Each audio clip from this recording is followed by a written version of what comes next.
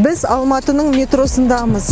Бұл қаланың негізгі көлік артериясы. Метроны пайдаланудың өз әдебі бар, мұны білгеніңіз жөн. Жолаушы қалалық рельсті көлікте жүрген кезде қоғамдық тәртіпті сақтауға жол ақысын төлеуге міндетті. Жолаушыларды тасымалдау немесе электр жылжымалы құрам қозғалысының қауіпсіздігіне әсер етуі мүмкін бөгде заттарды түтінді байқағанда және басқа да жағдайларда кезекшіге немесе жүргізушіге хабарлау керек. Сонымен қатар вагонда жолаушылар өз орындарын мүгедектерге, қарттарға, жас балалары бар жолаушыларға және жүкті әйелдерге беруге міндетті. Электр пойыздарының автоматты есіктерін ашуға және жабуға кешіктіруге болмайды.